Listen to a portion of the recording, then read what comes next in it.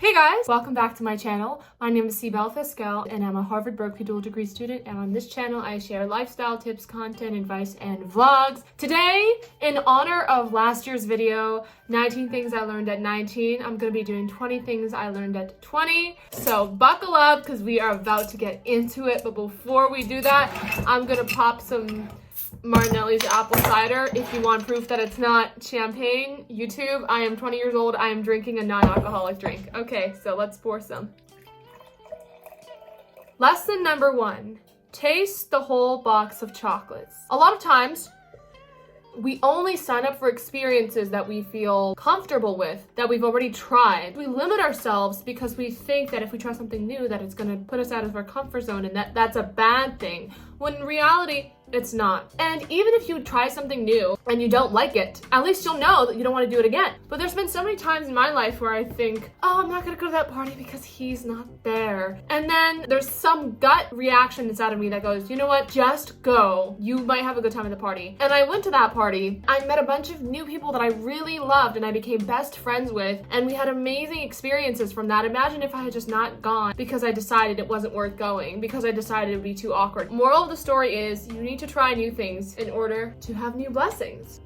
Number 2, develop the habit of being uncomfortable. If you only rely upon your emotions and how you feel in the instant to determine whether you're going to do something that's going to benefit you in the long term or not, you're actually never going to accomplish anything of great value. Develop the habit of saying, do it scared, do it uncomfortable, do it fearful, do it when you don't know what you're doing. Just do it. And you know, Nike is right. Like, you don't have anything to lose. Number 3, stop saying, let's just get through the week. How many times do you go, oh my gosh, I have so many assignments, I have so much to do. You know what, I'm just gonna get through the week, I'll enjoy the weekend, and Monday of next week you say, let's just get through the week again. The issue with saying that is soon enough, you'll just be getting through life. You won't actually be living and enjoying it. Your goal should be to find a good balance between doing the menial things that we have to do, the little tasks, the logistics, all of that. We all know what it is. And finding a way to make it enjoyable for ourselves. Life is about the journey just as much as it is about the destination. That's so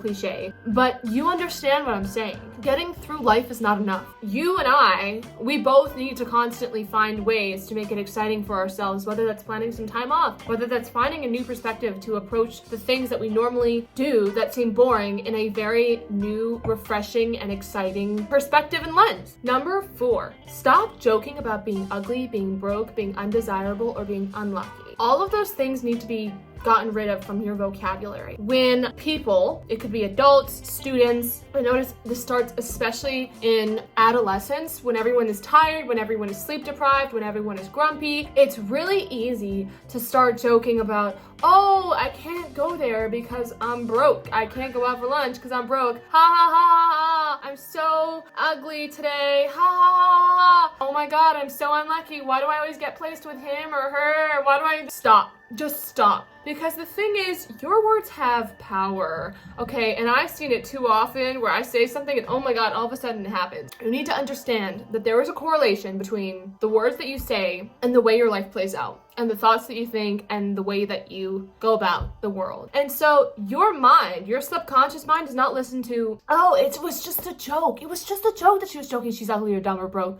or unlucky or whatever. Your mind, if you repeat that enough to yourself, if you start casually joking about that all the time, your mind will accept it as fact, and then that's when you're really screwed. And you come to accept that as your new reality. It's not normal for you to expect good things. And then all of a sudden, it's not normal for you to be lucky. It's not normal for you to have a good life, to have a blessed quality of life, to feel beautiful, to feel attractive, to feel confident. And so if you're around people who are not lifting you up in that way and who are not making you feel like your best self, then honey, you need to leave. You need to get the hell out of there. Number 5, give up anything that doesn't contribute to your goals and your happiness.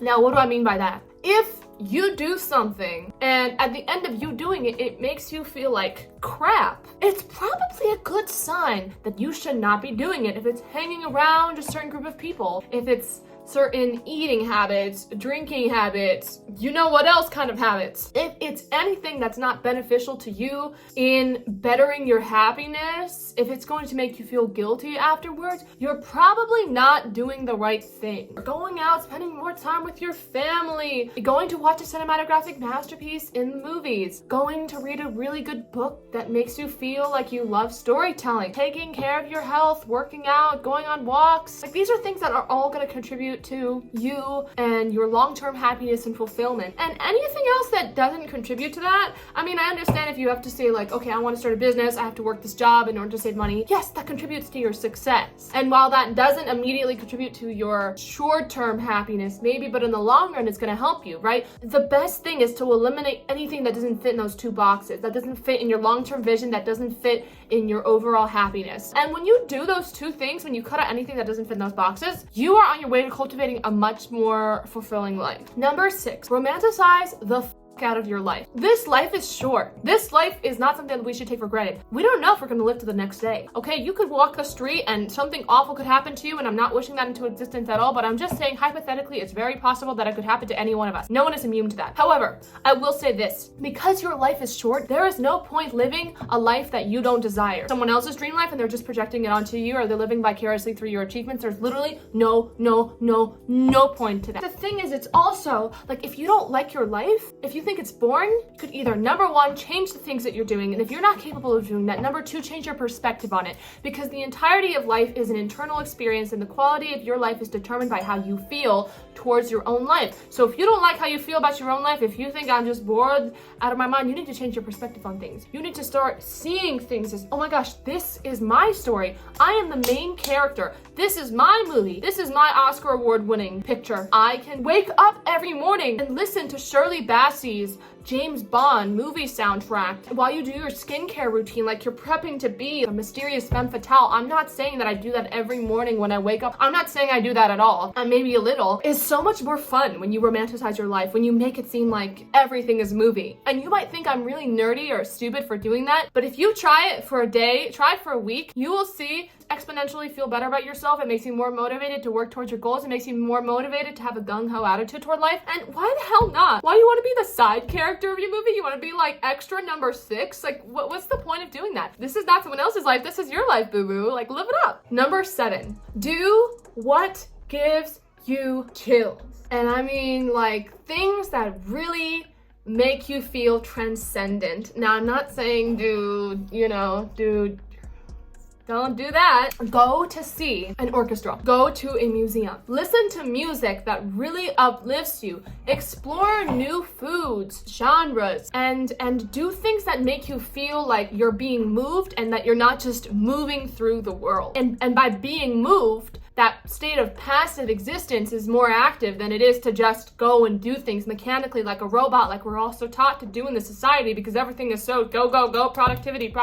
If you do things that make you feel moved, you will be able to move through the world in a more meaningful way. And that's on Amen. I just came up with that on the spot. Number 8, you don't have to forgive and forget. You can just move on. I mean, this is controversial, but for me, it's like, what you did was crappy. And I understand we are all humans and we all make mistakes, but at the same time, you gotta prioritize the most important person in your life. You're your own best friend. You're gonna be there when you're first born. You're gonna be there when you're in the casket. Just because somebody has wronged you, it doesn't mean that you have to play Hallelujah, I forgive the sins. I don't know if that was kind of blasphemous. You don't have to openly tell them that, okay, let's make up, I forgive, and I'm gonna forget the wrongs. No, you can just focus on yourself, upgrade you so much to the point that you don't even have time or like the energy to think about the people who wronged you in the past, because you're so focused on you making you feel good that at some point they won't even have that emotional negative charge over you anymore, that you'll just forget them. Number 9, find a way to center to yourself. In the hustle and bustle of everyday life, I think it's imperative that we all find ways to ground ourselves, whether that's through reading and meditation and journaling. I recommend everybody learn meditation in the world because it's a great way to reconnect with your higher self or reconnect with your true self. Find a way to just kind of have an internal compass. Because if you think about it, you guide your life in a direction, right? And if that compass is not perfectly calibrated, and if north is not north and south is not south, then you're really going to be going all over the place. And so I like to think of meditation as a way to recalibrate that compass so that you know which direction you're going in and you're actually going in that direction. I think it's really important for the quality of our lives, health benefits to it, there's mental health benefits to it, and a lot of ideas, insights, deeper spiritual truths, understandings of the world come through meditation, so I highly recommend doing it. Number 10, and this might get some people mad, but I'm sorry, presentation is important. If you don't like that I said that, you can click away, like nobody's forcing you to stay here. If you show up every day in pajamas, your hair is unkempt, you don't take showers, you wear flip-flops everywhere in the winter. I'm not calling out anyone in my philosophy classes. Okay, I kind of am, because holy crap, they just took liberties that I didn't know were possible to take. That's just not gonna cut it. If you want to carry a regal, majestic air to yourself, it is about the inner confidence sort of thing. But at the same time, if you have two different restaurants, one of them looks like they don't clean the floors, they don't wipe the counters, it smells kind of grody inside, and the other one is really well kept, the windows are clean, there's a nice lighting and ambiance. Which restaurant are you going to go into? Are you going to invest your time, money, and energy getting to know the food of? The initial presentation that you present yourself with is your first impression. It's the same thing as going to a job interview using a refined language and presenting yourself in a certain manner. There is no difference between the two. It's just important to know. Number 11, never stop learning. Just because a teacher is not using grades to incentivize you to learn something, it doesn't mean that you should stop reading books. It doesn't mean that you should stop trying to educate yourself and trying to better yourself mentally. Duolingo, tickets to places you've never been, experiences, museum tickets should all become your best friends, because learning is truly one of the things in my life that has brought me the greatest joy, and it has allowed me to connect with so many people that I would have otherwise not been able to connect with. So I highly recommend that you find some kind of daily way or habit of being able to keep renewing your mind. Number 12, and this is a really, really important one. When you truly love something, you'll know. You don't have to over-rationalize, try to overcompensate for something because you feel like it's not exactly it, but if you frame it in a certain way, then it's gonna be something that you love. That's not how it works. If you really love something, then you're gonna know, and you don't have to overthink it and try to make it fit into some sort of rationale or philosophy that you think could be ideally worthwhile. You'll just naturally gravitate towards it. It'll be something that you don't even have to force. So if it's not an immediate hell yeah, then it's just not for you. Number 13, consume very carefully. Everything that you see on a daily basis goes into your mind and is going to, in some way, shape, or form, be regurgitated. The way you hear people speak, the way you hear people sing, the way you hear people move throughout the world. The things that you constantly absorb will be the things that you constantly put out again. So it's really important to make sure that the things that are going into your mind are things that you actually want in your life. If you're constantly watching negative videos, listening to music that is low vibrational, don't expect your life to be anything but different from that. You're constantly reading the news that's super negative all the time. Don't expect to not become a pessimist. And I really try to limit my intake of media and consumption, because I know that if I don't, then I'm going to be literally driven in a million directions and I'm not going to have any sense of agency over how I want my own life's direction to go. Number 14, realize that you deserve to live the life of your dreams. When people believe that their goals are too unrealistic, sometimes instead of trying to find a way to realistically achieve them, we just kind of talk ourselves out of it. There's no point in doing that. Once again, you have one life. There's no point in trying to chase something that seems reasonable. I mean, if you want to do something that's regular, schmegular, there is actually no shame in that. We live in a culture where we praise everyone to want to be excellent, and sometimes that's just not for everyone. But if you have a vision that you think that society perceives to be unrealistic, society's view doesn't really matter. Only yours does, because society is not going to care about you, me, or anyone at all when they're on their deathbed. And that's just the fact of the matter. And it's important to know that the first step to achieving anything great is believing that you can. Number 15, say no if it hurts to say yes more than it does to walk away. A lot of times we have these dilemmas. The best way to know how to kind of navigate that is to understand that it's okay to say no sometimes. Saying no if saying yes is worse, and that's just a good philosophy to apply. A lot of times we waste more time making decisions. Sometimes you just gotta make it. That leads me to my next point, number 17. Make your decisions quickly. The time we waste making decisions is more time lost than if we had made the wrong one. There's just no point in spending forever deliberating. I understand making a list of pros and cons, but ultimately you will have had no idea to what the alternative outcome would have been, and it's just a waste of time to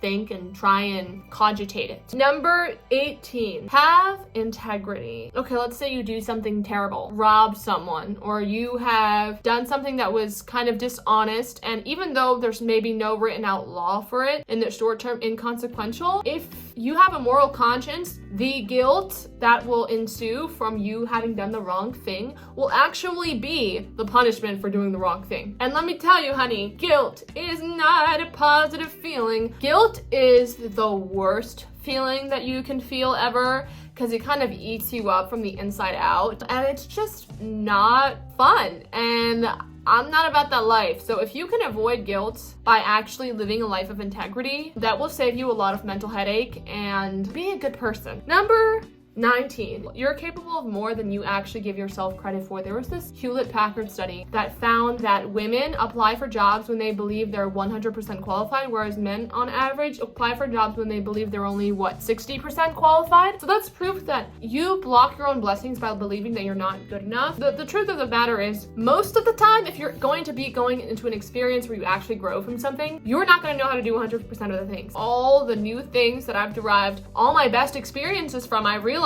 now, have come from moments that I didn't know how to do everything. I didn't know how to properly use a mic when I first started singing. I didn't properly know how to arrange music. Certain classes, I didn't understand a lot of the terms. You have to trust in your ability to learn things. You have to trust in your ability to be able to overcome those obstacles, and that alone will reap success. But believing you're not good enough will actually bring about the result of not being competent enough. And so it's funny how simply having that negative belief is going to lead to a negative outcome. And number 20, have fun. There is no point in being boring, in living a boring life.